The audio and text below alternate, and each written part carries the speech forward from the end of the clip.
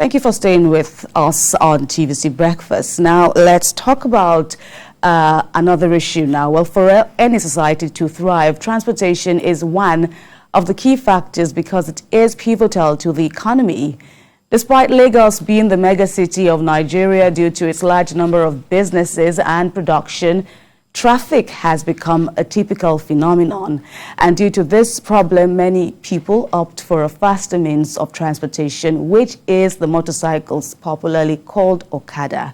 Unfortunately, this means of transportation, despite being good, has done a lot of harm in the society. Because of its small size and fast nature, the number of pickpockets, thefts, and robberies have increased. Although the Lagos state government has banned Okada riders on some roads several times, they still tend to be well established in the state, constituting a menace in the society. And that's what we'll be discussing this morning. Joining me in the studio is the MD Safety Signatures and National Association General Secretary of the Association of Licensed Private Security Practitioners of Nigeria, Dr. Cynthia Gregg. Welcome to the program. Thank you. Thanks for having me. It's good to have you indeed. Yes. Also lawyer Ahmed Abbas. Welcome to TVC Breakfast this morning. Thank you. And all right, let me start with you, Dr. Gregg. Reports say that there are more than 3 million bikes in the state, and that many of them are actually came from the north, and that many of them are criminals who are waiting for the right time to strike. Being a security practitioner, what information can you share with us about the menace these Okada riders indeed portend to residents in the state? Yeah, thanks for having me. Well, I'll first like to correct my designation. I am the National Assistant General Secretary of the Association of Licensed Private Security Practitioners of Nigeria, not the General Secretary. So having established that, is no news the level of menace constituted by Okada riders in time past and today. You know, the attraction of sympathy towards these people is surprising, because hardly would you see a family who has not suffered in the hands of these people. Most of the time, you see people attacking people on the street. One of the huge menace of Okada riders on citizens in Nigeria is the fact that some of the people you see operating a physical regular businesses are not actually, that they all have side hustles. And some of the side hustles of these riders, are, burglary, street crime, community, uprising, and name them. So for us, I think it is the right time for Lagos State government to finally taking a decision, because again, I see it as enforcement, because the ban has always been there. It's just that from one government to the other government, there has been a lax. If you recall vividly, there was this past governor, name withheld, who began his enforcement by repatriating these people back to their cities, back to their states, But today it's been a lax, and that is why Lagos State government has come forth to begin to change the narrative. All right, let's get some legal perspectives from this recurring issue. As rightly said and has been observed, this is not the first time that state government will issue a ban of this nature. In 2020, which recorded, COVID, and that is even what the government attributed to its failure to enforce the order it gave at the time. What would be different this time around, or what are the general observations as a lawyer to this problem? Thank you. The issues are that we must look at why do people patronize these Okada riders. It means we have a problem in Lagos. Being a mega city, it means there's shortage of public transport, especially because of the traffic situation. So that means people are looking for faster means of traveling and doing their businesses. So what ordinarily should have been a means of generating resources and revenue for people for livelihood has actually become a problem, because those Okada riders, we've seen them, some of them are actually criminals. We've seen situations where the police found AK-47 rifle guns in their on them and things like that. And most times on the road, once there's a problem between one Okada man and probably another road user, before you realize what is happening, you see them coming in their in their numbers and constituting social menace and all the rest of them. Fine and good, but like we rightly say, from the legal perspective, the government has in the time past banned these Okada riders. They have the legal rights to do that, but I think the challenge we have is that there has been no strict enforcement of that those bans, and that is why the problem has reared its ugly head again. I think this time around, the government is really serious, and we're encouraging them to actually restructure that sector, because it's not just about banning them completely, because Lagos needs a faster means, and the government can actually generate revenue from these, Okada riders if well structured. So ours is that they should structure it so that those that want to operate in that sector, the government has a database on who they are. Because that's one of the major problems.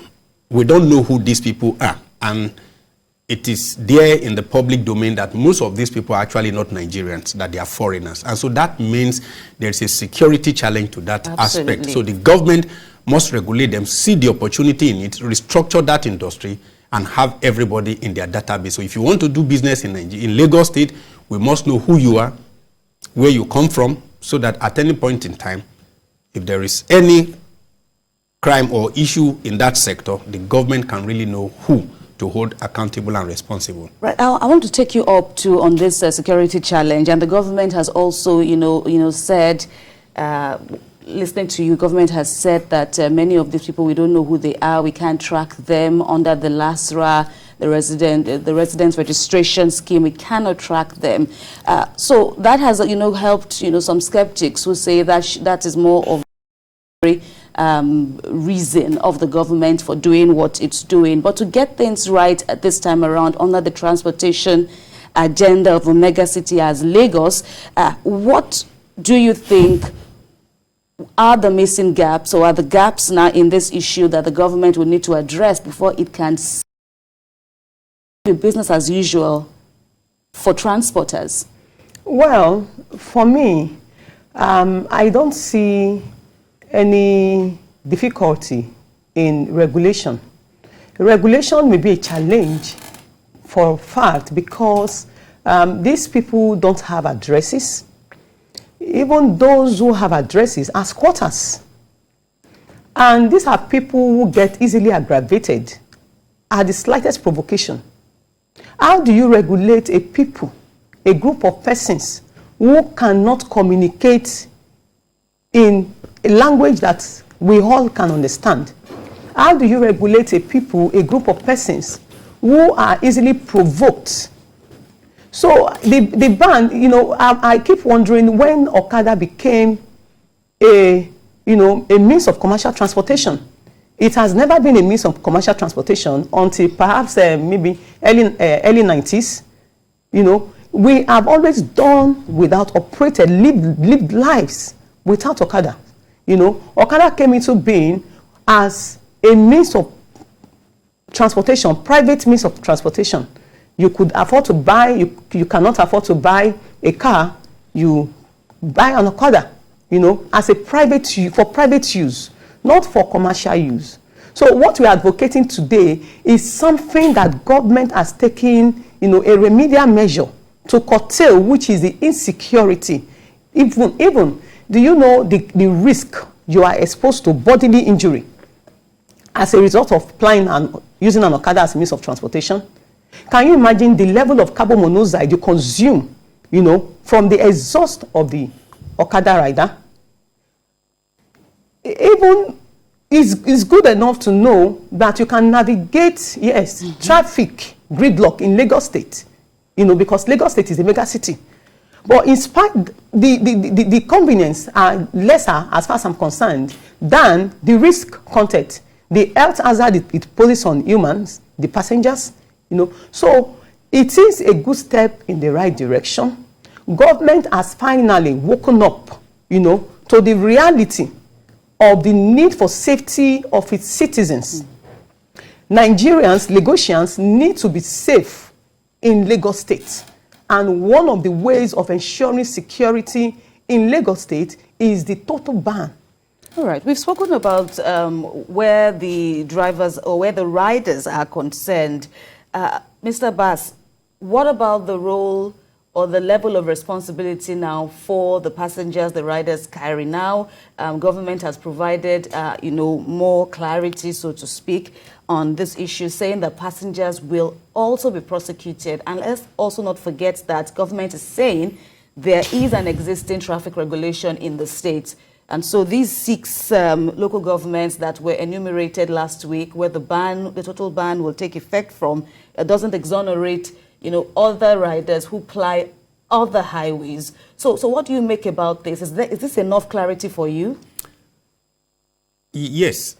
Yes, the government has actually clarified that both the riders and users of the services of these Okadas, if they are arrested in banned areas, they will be held liable and But you see, from me, looking at it, I do not subscribe to the total ban of the Okada riders because Governor El-Rufai jokingly one day was saying that he doesn't know how people in Lagos survive, that in fact we should be giving automatic tickets to heaven because most times people spend 4 or 5 hours trying to navigate Lagos. And if you also, as a student of history, remember that Jakande, between 79 and 83, in trying to resolve the traffic congestion of Lagos, came out with the even number and odd number registration.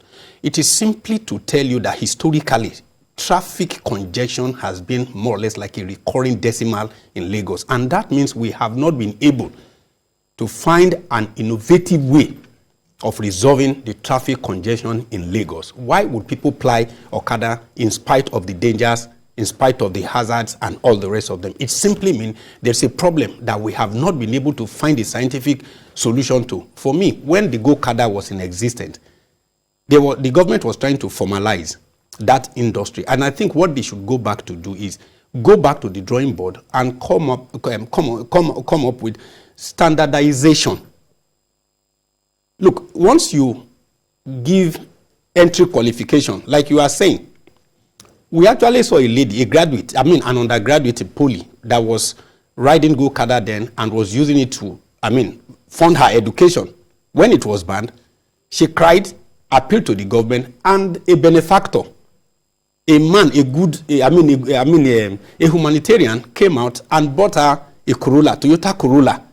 So that means to generate employment and generate revenue for the government, that sector, you know, when you close every day or in the morning, when you close in the night, look at our bus stops. You see the number of passengers on the road. Mr. Abbas, yes. The government has said that there is no place for motorcycles, commercial motorcycles, in the dream of achieving a megacity in the real sense of that term. Yes. But so let me get you right. You don't want a total ban. You're asking for a modification. Yes, because Lagos State has a population of about 20 million people. And to be honest, until you have an efficient public transport system. But they are confined to streets now. Yes. To street. They don't want them on the highway. So how do you still stick to your arguments? I still stick to my argument that, look, you do not like the Yorubas will say, you do not cut a head simply because you want to solve the problem of a headache. You go back and ask yourself, how do we regulate this industry? Because there's a demand. There's a demand. If you know, all the government should have done, do your research and find out the number of people that are willing to patronize these people. It's an industry, it's a sector. All you need to do is, the government can generate revenue. If millions of people are patronizing a particular product, a particular service. It's to tell you there's a demand, and all you need to do is how do we regulate and ensure that those that want to make use of this thing, they make use of it, and it does not constitute public nuisance, and at the same time the government will generate revenue, you generate employment. All you need is bring in standardization, regulate the quality and the qualification of people that can enter into that industry. All right. Okay. So Mr. Abbas is speaking for a reasonable number of residents who are, indeed really curious about how this will work, because it has never worked before. If we are going to, reason out, weighing government's rationale, and of course weighing the brunt of, this kind of clampdown on road users, basically. But how do you relate with Mr. Abbas? And I'm sure many people have actually asked you this kind of question. You are saying you're all out for the total ban, but, really, if we come down to it, how will it be enforced? Looking at the sheer number of people who use this mode of transportation. Well, for me, there is no denying the fact that Okada as a means of commercial transportation could actually ease our swift movement to our destinations. But I am still looking at why we cannot achieve, this regulation process. There are other means of transportation. Do we have enough of those means? We are getting there, because you may have been aware of the new deployment of blue-colored buses like Korokwe, what people call Korokwe. More of these islands will be coming to Lagos State. Now, this can be useful for intrastate movement within the neighborhood, within the communities, because we've gotten used to Okada. We feel there can be an alternative. When we have these Korokways distributed into our intra-streets, intra-communities, we'll begin to see the good side of the government policy. So for me, I am calling on the LNSC to please support the Lagos police force to ensure that this, is fully implemented. I was even getting to that, the big question about, the enforcement. How will this work as from June the 1st in these areas, for example? Now, will the bikes be seized? Will we have policemen and other security people all across, the highways within the 6 local governments?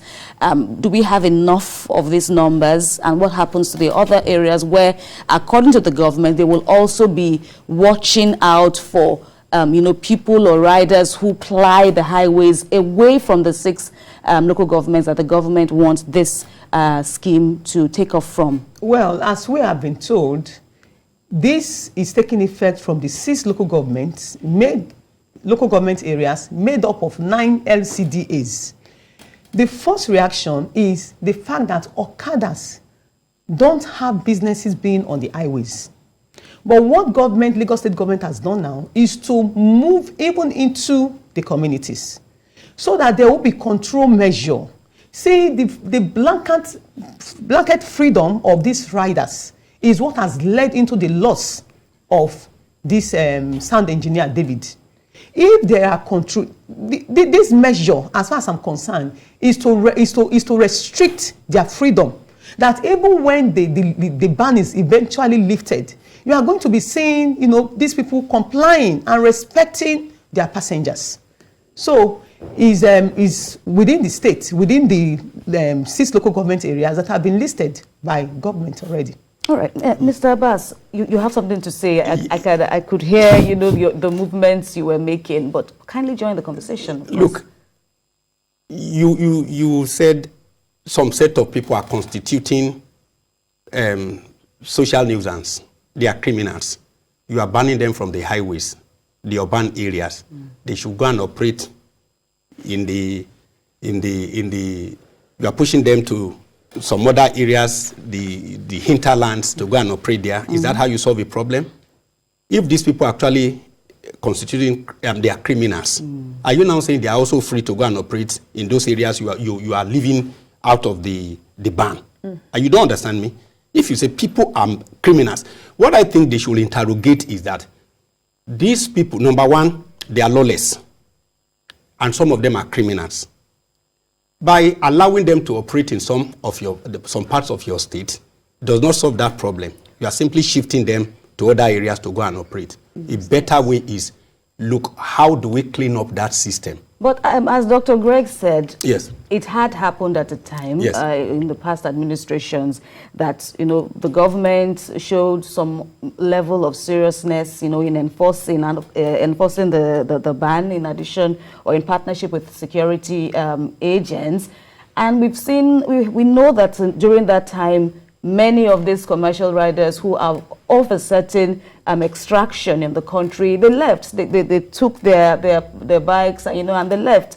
And again, let's also not forget that there are other states of the Federation that have already enforced the no commercial bike ban in their states.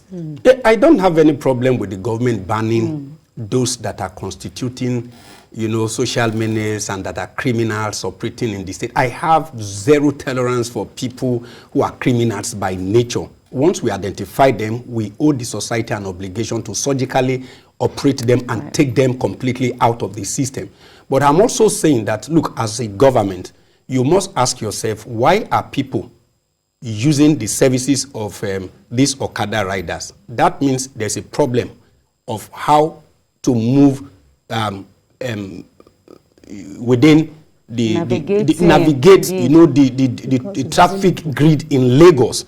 And a problem exists. It is also an opportunity, an opportunity for more standardized, bike system wherever it is. Because if you do your census, research very well, some Lagosians will tell you they would, if there's adequate public transport, fine and good. But we know, like I said, go out, look at the statistics of space utilization. Sometimes you see about 5, 6, 10, 50 cars, and you look at the passengers they are carrying. Maybe sometimes a car, one person, two persons, they are three.